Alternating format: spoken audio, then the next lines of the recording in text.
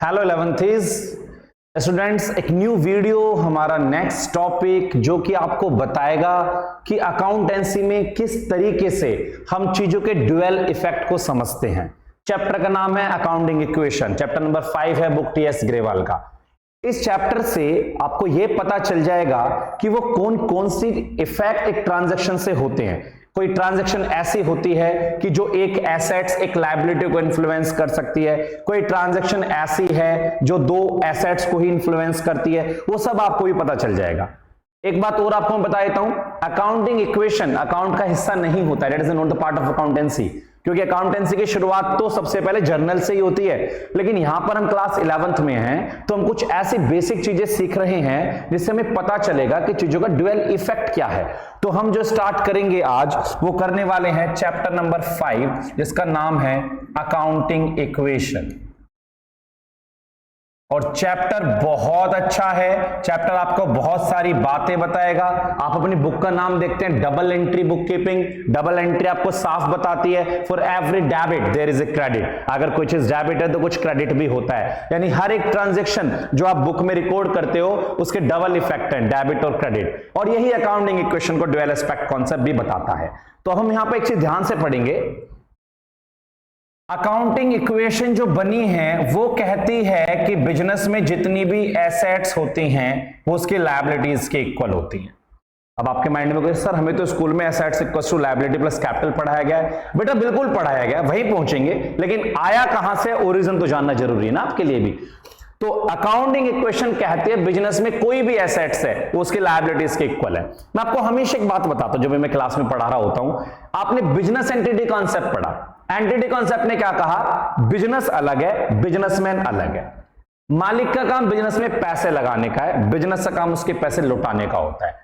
जो बिजनेस का मालिक जब बिजनेस में पैसे लगाता है, मान लो मैं बिजनेस हूं, जब भी मैं अकाउंटेंसी करूंगा मुझे अपने आप को बिजनेस मानना, ये बात ध्यान रखना। अकाउंटेंसी आप कभी भी करोगे खुद को बिजनेस कंसीडर करके चलना पड़ेगा। मैं बिजनेस हूं, विक्की बैठा मेरे सामने, बिजनेस का मालिक है, इसने बिजनेस में 1 लाख रुपए लगाया कैपिटल। 1 लाख रुपए क्या लगाया, कैपिटल। तो वो पैसा क्या है, कैश आया मेरे पास, इसने 1 लाख कैश लगाया, in the form of capital लगाया। तो वो जो कैश है, एसेट्स मेरे पास, वो सेम टाइम पे मुझे देना भी पड़ेगा इसको। सेम टाइम पर वो क्या होगा, लायबिलिटी। सेम टाइम पर क्या होगा, लायबिलिटी। ये बात आप एग्री करते हो। तो जो पैसा आ रहा है cash, that is in the form of capital, जो मुझे मालिक को वापस देनी है। सिमिलरली अगर मैं बैंक हूं और कोई कस्टमर मेरे पास बैंक में कैश लेकर आया, तो कैश मेरे पास एसेट्स है, कैश मेरे पास क्या है, एसेट्स है। क्या वो बैंक का पैसा है, मुझे वापस करना है, मुझे वापस करना है ना, तो सेम टाइम पर वो क्या होता है, लायबिलिटी। तो एसेट्स हमेशा किसके इक्वल है, लायबिलिटी के। अब जो लायबिलिटी है बेटा, ये दो तरह की होती हैं। एक लायबिलिटी है, दो तरह की हैं, एक एक्सटर्नल लायबिलिटी है और एक इंटरनल लायबिलिटी है। अच्छा ऐसे है, एक्सटर्नल लायबिलिटी और इंटरनल लायबिलिटी। एक्सटर्नल लायबिलिटी जो हमें आउटसाइडर्स को देनी है, जो हमें आउटसाइडर को, इन्हें एक्सटर्नल इक्विटी भी बोल सकते हैं, इन्हें एक्सटर्नल इक्विटी भी बोल सकते हैं। और इंटरनल लायबिलिटी को कैपिटल बोलते हैं, जो मालिक को देनी है। इसका और नाम है एक नेट वर्थ। क्या नाम है, नेट वर्थ। और इसी को हम ओनर्स इक्विटी या इंटरनल इक्विटी के नाम से जानते हैं। तो पता है पूरी बात यहीं से निकल के आई। अब बनी है बात, एक्सटर्नल लायबिलिटी एग्जांपल आपको पता है, लोन है, क्रेडिटर हैं, ये हमारी एक्सटर्नल लायबिलिटी के कुछ एग्जांपल है। अब बात यहीं से निकली है कि बिजनेस की जितनी भी एसेट्स होती हैं वो लायबिलिटीज प्लस कैपिटल होती हैं, वो लायबिलिटीज प्लस कैपिटल। तो ये है accounting equation, assets equals to liabilities plus capital. Liability का मतलब कौन सी लायबिलिटी, एक्सटर्नल लायबिलिटी, और कैपिटल का मतलब इंटरनल लायबिलिटी। तो पूरा लॉजिकल फैक्ट ये है, मैं सीधा ये नहीं लिख रहा, मैंने सीधा नहीं लिखा, पहले आपको बताया कि वास्तव में क्या है, कि बिजनेस के पास दो तरह की लायबिलिटीज है। ओके, बात आपको समझ में आ गया कैसे बना assets equals to liability plus capital. अब कुछ ट्रांजैक्शंस और उनके इफेक्ट को हम नोटिस करेंगे। मैं इसको हटा देता हूं, यहां से आगे बढ़ते हैं।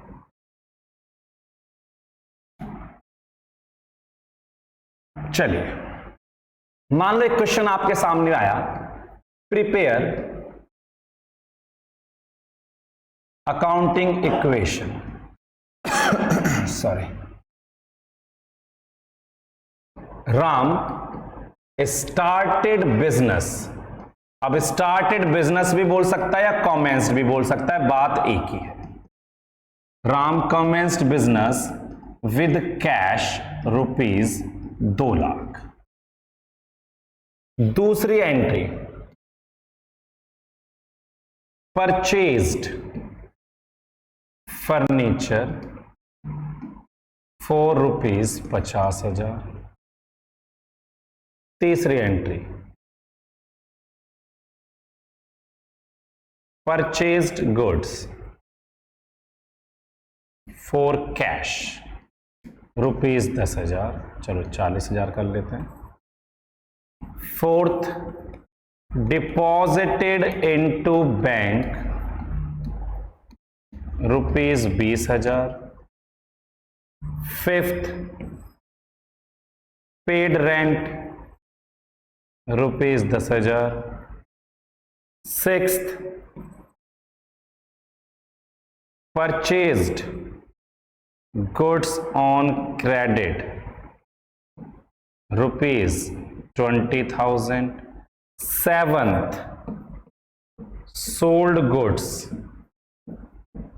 For cash rupees 40,000। तो मैंने कुल मिला के एक 7 ट्रांजैक्शंस लिए क्वेश्चन में, और इससे हमें बनानी है अकाउंटिंग इक्वेशन। आपको जस्ट मैंने एक छोटी सी बात बताई है कि हमें पहचाननी है वो 2 आइटम्स, वो 2 चीजें जो एक ट्रांजैक्शन से इन्फ्लुएंस हो सकती हैं। जैसे मैंने फर्नीचर खरीदा कैश में, तो बिजनेस के पास क्या आएगा? फर्नीचर, और क्या जाएगा? कैश। तो फर्नीचर भी एक एसेट्स है और कैश भी एक एसेट्स है, तो दोनों एसेट्स पे फर्क पड़ा। मैंने फर्नीचर खरीदा उधार ऑन क्रेडिट, तो मेरे पास क्या आया? फर्नीचर। क्या कैश गया? नहीं सर। जब आपने फर्नीचर उधार खरीदा तो आपके ऊपर लायबिलिटी बनी, कर्जा हो गया आपके ऊपर, क्रेडिटर। तो एक एसेट्स पे फर्क पड़ा, एक लायबिलिटी पे फर्क पड़ा। बस यही पहचानना है अकाउंटिंग इक्वेशन में, that which are the 2 that particular items which are going to be affected by the transactions, nothing else. इतना हमें छोटा सा पहचानना है। ठीक है बच्चे, तो स्टार्ट करते हैं। जब आप अकाउंटिंग इक्वेशन पढ़ेंगे एक बात और ध्यान में रखनी है, चैप्टर 6 मैंने पहले अपलोड की हुई है। चैप्टर 6 का कुछ कंटेंट आप पूछे, क्योंकि चैप्टर 6 की पहली जो वीडियो है मेरी, उसमें मैंने अच्छे से बताया एसेट्स क्या है, एक्सपेंस क्या है, लायबिलिटीज क्या है, रेवेन्यू क्या है, कैपिटल क्या है। अब एसेट्स के कितने नाम है? Cash in hand, cash at bank, plant and machinery, furniture, land and building, goodwill, investment, debtors, receivable, ये सब एसेट्स के पार्ट होते हैं। लायबिलिटी में लोन है, क्रेडिटर है, आउटस्टैंडिंग एक्सपेंस है। Expense rent, wages, salary, interest, discount allowed और travelling expense, postage, telegram, bad debt, depreciation, ये सब हम जानते हैं ऑलरेडी, है ना। चलिए अब हम अपना एक फॉर्मेट ड्रॉ करेंगे। फॉर्मेट कैसा है? कुछ इस तरह से हम लिखेंगे ऊपर अकाउंटिंग इक्वेशन, और ऐसा सा कुछ हम रिप्रेजेंट करेंगे। हो सकता है जगह हमें कम पड़ जाए, हम बाद में इसको छोटा कर लेंगे फिर। तो ये हमारा पर्टिकुलर्स हमें लिखना है यहां पर, और बेटा यहां हम लिखेंगे assets equals to liability plus capital. Assets equals to liability plus capital. अब हम शुरुआत करते हैं अपने टॉप मोस्ट फर्स्ट आइटम के साथ। सबसे पहली ट्रांजैक्शन है started business with cash. Ram ने 2 लाख रुपए लगाकर एक बिजनेस शुरू किया। क्या बिजनेस के पास कैश आया? यस सर, बिल्कुल आया। और जो पैसा हम लगाते हैं उसे क्या बोलते हैं? कैपिटल बोलते हैं सर। तो पहली ट्रांजैक्शन जब भी कभी भी आएगी स्टार्टेड बिजनेस या कॉमेंस्ड बिजनेस विद कैश, तो वो 2 चीजों को इफेक्ट करेगी, that is first is cash and second is capital. आप जानते हैं कैश तो एसेट्स होता है, तो एसेट्स में आप एक कॉलम डेवलप करेंगे, किस नाम का? कैश के नाम का। और यहां पर क्या लिखेंगे? यहां आपको सेम लिखना होता है स्टार्टेड बिजनेस, इसलिए ये मैं पर्टिकुलर इतना मैटर नहीं करता मैं क्या लिख रहा हूं। तो स्टार्टेड बिजनेस, तो कितना कैश लगाया? 2 लाख। और प्यारे बच्चों जो कैश लगाया है that is known as capital, उसे हम क्या बोलेंगे? कैपिटल। तो जब भी पहली एंट्री आपके सामने आएगी स्टार्टेड बिजनेस, तो आपको क्या करना है? सर हम कैश में जो जो बिजनेस में लगाए हैं एसेट्स हम उसमें लिख देंगे, and everything is known as capital, उसे हम कैपिटल में लिख देंगे। ओके है, ठीक है सर। अब अगली एंट्री, परचेज फर्नीचर फॉर 50,000, 50,000 का फर्नीचर खरीदा। तो बिजनेस में क्या आया? सर बिजनेस में फर्नीचर तो आ गया और बिजनेस से कैश चला गया। ओके है ना, फर्नीचर आ गया और कैश चला गया। फर्नीचर एक एसेट्स है, तो एसेट्स में एक नया कॉलम किसका बनना चाहिए, फर्नीचर का बनना चाहिए, और कैश आपके पास से गया, तो जब आप यहां लिखोगे परचेज्ड फर्नीचर, तो आपके पास से कितना कैश गया, 50,000, कैश तो चला गया लेकिन एसेट्स आ गई 50 का फर्नीचर। तो आज की पोजीशन आपकी कैसी है, जैसे ही पहली दो ट्रांजैक्शन होंगी आप लिख देंगे न्यू इक्वेशन, और आप क्या करेंगे, आपके पास 1.5 लाख कैश बच रहा है, 50 का फर्नीचर है, तो बिजनेस पे टोटल एसेट्स 2 लाख की हैं, और जो कि किसके हैं, सब मालिक का ही है, कैपिटल के फॉर्म में है। अगर आज बिजनेस बंद हो गया तो मालिक को ये 1.5 लाख का कैश मिल जाएगा, 50 का फर्नीचर, टोटल जो 2 लाख उसने लगाए थे। एक छोटी सी बात तो बेटा आपको पता होगी ना, जो मालिक बिजनेस में कैश लगा रहा है वो कैश ही रखा रहेगा, यूज होगा फॉर्म्स में, यूज होगा ना सर, सारे खर्चे भी उसमें से होंगे, एसेट्स भी उसी में से आएंगी, सब उसी में से तो होना है। तो मेरी बात समझ आती है आपको, ये ट्रांजैक्शन आपको पहले समझ में आ गई है। सर नेक्स्ट ट्रांजैक्शन क्या है, नेक्स्ट है purchased goods for cash, same है, बस ये फर्क है फर्नीचर का और गुड्स का। तो सर क्या कैश यहां भी जाएगा, बेटा बिल्कुल जाएगा, लेकिन जब गुड्स बोलेगा तो आपके पास क्या आएगा, स्टॉक, आपके पास क्या आएगा, स्टॉक, अगर गुड्स बोलता है तो आप एसेट्स में एक नया कॉलम बना देंगे, स्टॉक आपकी एसेट्स है। तो बेटा जब आप यहां लिखेंगे परचेज गुड्स, तो कैश तो आपके पास से चला गया 40,000, लेकिन आपके पास क्या आ गया, स्टॉक। मेरे बच्चों अब फिर से न्यू इक्वेशन, हर एक टोटल के बाद न्यू इक्वेशन आती है, पहली 2 के बाद आती है, फिर हर एक टोटल के बाद आती है। और ध्यान रखना ब्रैकेट में आइटम माइनस आइटम को रिप्रेजेंट करते हैं, ब्रैकेट लिखने का मतलब माइनस आइटम। तो आज 1.10 कैश है, 50 का फर्नीचर है, 40 का स्टॉक है, कैपिटल अभी भी 2 लाख है, और बच्चे लायबिलिटी आपके ऊपर कुछ बनी नहीं है क्योंकि आपने उधार कोई काम अभी तक किया नहीं।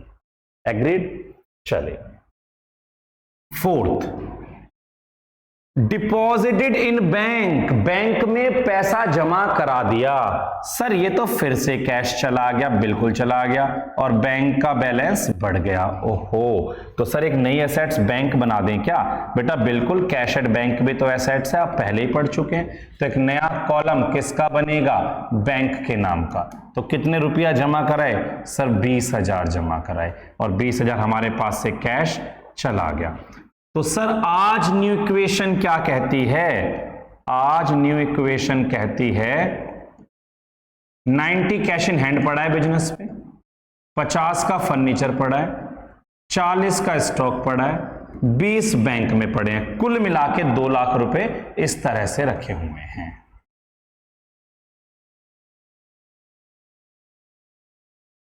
अब फिफ्थ एंट्री आ गई, अब थोड़ा सा काम की बात, पेड रेंट।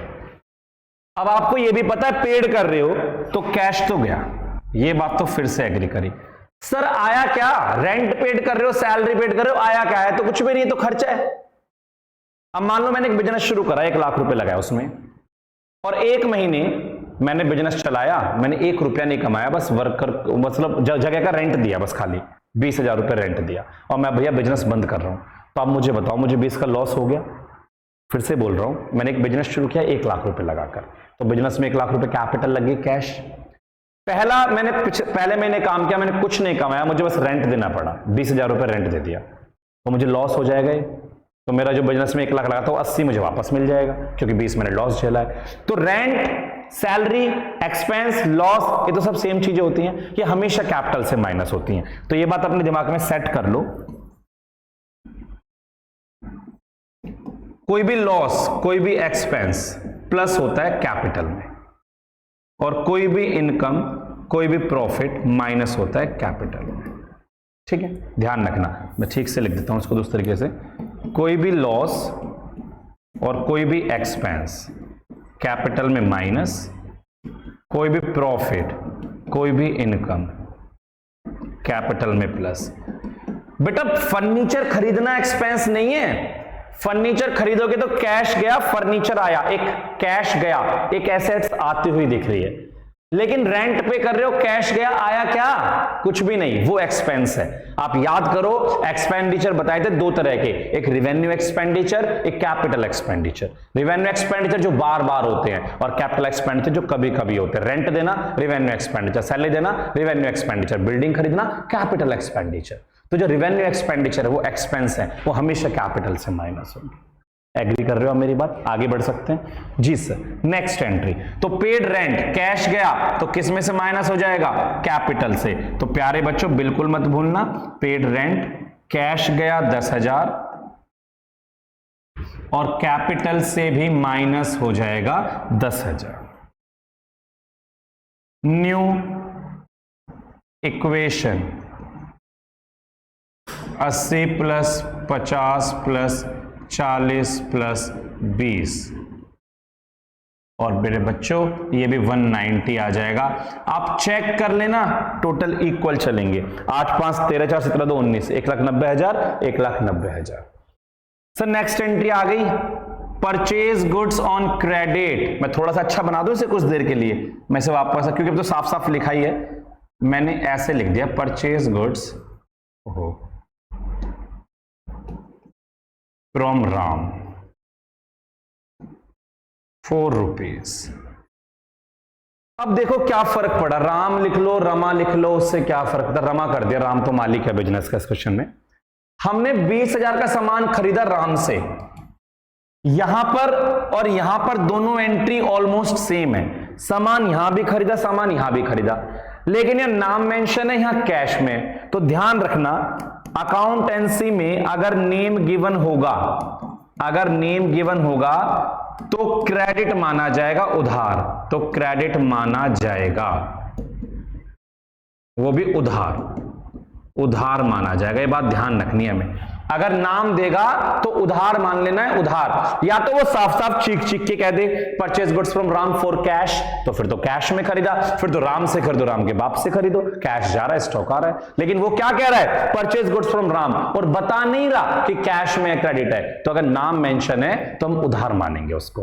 तो क्या आपके पास स्टॉक आएगा? यस सर, उधार खरीदो नगद खरीदो, स्टॉक तो सर आएगा, लेकिन सर कैश नहीं जाएगा, क्रेडिटर बनेंगे उधार खरीदने से। क्रेडिटर नाम की लायबिलिटी, कर्जा होगा आपके ऊपर लायबिलिटी नाम का। तो हम क्या लिखेंगे? हम लिखेंगे परचेज्ड गुड्स। स्टॉक आया? यस सर बिल्कुल आया। कितने का आया? 20,000 का। क्या कैश गया? नो सर, लायबिलिटी बन गई। क्रेडिटर नाम का एक कॉलम बनेगा लायबिलिटी में, क्योंकि उधार खरीदने से बनती है सर लायबिलिटी। ओके, तो अब न्यू इक्वेशन क्या कहती है? अब न्यू इक्वेशन कहती है कैश आज 80,000 है, 50 हमारे फर्नीचर के रखे हुए हैं, स्टॉक 60 हो गया है, 20 बैंक में भी जमा है, और 20 कर्जा हो गया है, और 190 मालिक को। तो बिजनेस के पास आज टोटल एसेट्स कितने? 8 5 13 6 18 2 20, 8 5 13 6 19 2 21, 2,10,000 रुपए की टोटल एसेट्स, 2,10,000 रुपए की टोटल एसेट्स, जिसमें से 20 बाहर वालों के, 190 मालिक के। टोटल लायबिलिटी भी 210 ही है ना। This is known as external liability and this is known as internal liability. Fine ना? And the last entry is sold goods for cash, नगद सामान बेचा। सर कैश आया, स्टॉक गया, तो कैश आया, स्टॉक गया। सोल्ड गुड्स कितना? 40,000। सर 40 कैश आ गया, 40 स्टॉक से चला गया। तो आज न्यू इक्वेशन क्या कहती है? 1,20 कैश हो गया, 50 का वही हमारा फर्नीचर पड़ा है, स्टॉक 20 का है, बैंक में भी 20 हैं, 20 हमारे क्रेडिटर हैं, और 190 की हमारी कैपिटल है। इधर का टोटल 210 है और इधर का टोटल भी 210 है। तो ये मैंने एक छोटा सा एग्जांपल बनाया था और आपको क्लियर किया कि किस तरह से हम ट्रांजैक्शंस के इफेक्ट को यूज करते हैं। आप स्क्रीनशॉट ले सकते हैं। हम अब आगे जो बढ़ेंगे, मैं आपको अब ये नहीं सिखाऊंगा ये बनाना फॉर्मेट, मैं तो आपको ट्रांजैक्शन सिखाऊंगा, कॉलम आपको खुद बनाने हैं। ठीक है, जस्ट 3 से 4 मिनट हमारे और एक्स्ट्रा भी हम यूज करेंगे और हम पहले 7 क्वेश्चन बुक के बड़े आराम से कर सकते हैं उसके बाद। ठीक है बेटा, तो मैं आगे बढ़ रहा हूं। नेक्स्ट, हम आगे नहीं बढ़ते, हम इसको थोड़ा छोटा कर देते हैं।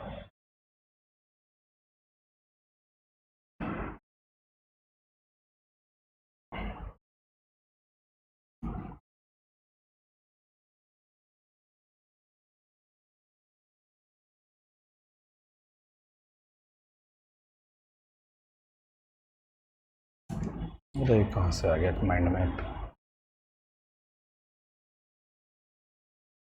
छोड़ो स्क्रीन चेंज। चलिए बेटा नेक्स्ट। अब मान लो आपके सामने कोई एंट्री आ जाती ऐसी, अभी आपने देखा आपके सामने entry I, sold goods for cash ₹50,000। सिर्फ ट्रांजैक्शन समझो, सिर्फ ट्रांजैक्शन, कॉलम आपको बनाने आ गए हैं। 50,000 का सामान कैश में बेचा, तो आपने क्या किया सर, हमने कैश में प्लस कर दिया था एसेट्स के अंदर और एसेट्स में ही स्टॉक में से माइनस किया था। आपको एग्री था, ये बात क्लियर थी, स्टॉक में से माइनस कैश में प्लस। लेकिन अगर कोई एंट्री आपके सामने ऐसी आती, सोल्ड गुड्स कॉस्टिंग ₹10,000 फॉर ₹12,000, तो आप क्या करते? 10,000 का सामान 12,000 में बेचा, तो आप क्या करते? सर इसमें हमारे पास से स्टॉक में से हम माइनस कर देते 10,000 कर देते, एसेट्स में होता है। सर हमारे पास कैश आता 12,000, सर हमें 2 का प्रॉफिट भी हुआ है, और 2 का प्रॉफिट किस में प्लस होता? कैपिटल में। 2 का प्रॉफिट किस में प्लस होता?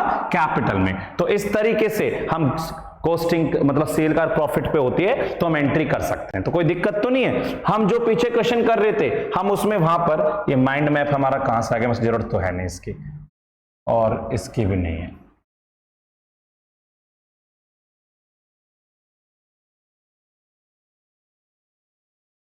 हम यहां पर क्या करते, स्टॉक में से माइनस कर लेते, कैश में प्लस कर लेते और कैपिटल में प्लस कर लेते। ये हमारा ओवरऑल ट्रीटमेंट चलता है इसका। तो अब वही चीज मैंने आपको यहां बता दी, स्टॉक में से माइनस, कैश में प्लस, कैपिटल में प्लस। अगर एंट्री ऐसे आती, sold goods to Mohan, sir ये तो नाम दे दिया, मोहन को सामान बेचा 10,000 का, तो बताओ आप क्या करते? सर स्टॉक जाता, बिल्कुल जाता, लेकिन नाम दिया होता है तो फिर क्या होता है सर? उधार, और नाम दिया है तो उधार है, तो आपको एसेट्स में एक कॉलम बनाना पड़ता डेटर्स के नाम का। एसेट्स में क्या बनते? डेटर्स, उधार बेचने से डेटर बनते हैं, तो एक नया कॉलम डेटर्स के नाम का डेवलप आप कर सकते थे, कोई दिक्कत नहीं है। अगर आपके सामने कोई एंट्री ऐसी आती है, विड्रॉन फॉर पर्सनल यूज, मालिक ने अपने पर्सनल यूज के लिए बिजनेस से पैसे निकाले, तो सर बिजनेस से कैश निकल गया, और अगर पैसा निकाल रहा है तो कैपिटल भी क्या हो जाएगी? कम, क्योंकि जब उसने पैसा लगाया था तो कैश बढ़ा था और कैपिटल बढ़ी थी, अब निकालेगा तो कैश और कैपिटल कम हो जाएंगे। अगर कोई एंट्री ऐसी आ जाए, पेमेंट मेड टू क्रेडिटर्स, मान लो आपके 20,000 के क्रेडिटर थे, आप उन्हें 15,000 दे रहे हैं, अभी 15 दे रहे हैं, सर इसमें क्या है, हमारे पास से कैश चला गया और क्रेडिटर में से भी क्या हो जाएंगे? माइनस, हमारे कर्जे उतर गए सर, कोई दिक्कत नहीं है इसमें, ठीक है। लेकिन अगर ऐसा कुछ बोल दे, paid to creditors 19,000 in settlement of their claim 20,000, मतलब क्रेडिटर तो हमारा 20,000 का था, लेकिन हम उसे 19,000 पेड कर रहे हैं सेटलमेंट में। मैं मान लो मुझे तुम्हारे 20,000 रुपए देने हैं, मैं तुम्हारे पास आया कि भाई साहब 19,000 ले लो, बात खत्म करो, तुमने कहा चलो यार छोड़ो, दो खत्म करते हैं बात, तो मैंने कैश कितना दिया आपको? मेरे पास से कैश कितना जाएगा? 19,000, लेकिन मेरे क्रेडिटर तो खत्म हो गए ना पूरे, अब थोड़े दोबारा पैसे मांगोगे आप मेरे से, क्रेडिटर खत्म हो गए कितने के? 20,000 का मेरा फायदा हो गया, डिस्काउंट जो मिला है, इसे आप कैपिटल में प्लस करेंगे 1,000 रुपया। Okay, and the last entry of the day, अगर आपके सामने कोई इनकम कभी भी आ जाती है, मान लो कह रहा है रिसीव्ड कमीशन, कमीशन आ गया, तो आपके पास क्या आएगा? कैश। और कोई भी इनकम किस में प्लस होती है? कैपिटल में। तो बेटा इस बेसिस पर आप बुक के 7 क्वेश्चंस बड़े आराम से कर सकते हैं, आपको किसी में कोई दिक्कत आने वाली है नहीं। हम फिर नेक्स्ट वीडियो लेके आएंगे 8 से लेके 16 तक के क्वेश्चंस के लिए, जिनमें आउटस्टैंडिंग, प्रीपेड, एक्रूड और एडवांस का ट्रीटमेंट होगा। तो meet you very soon, take care.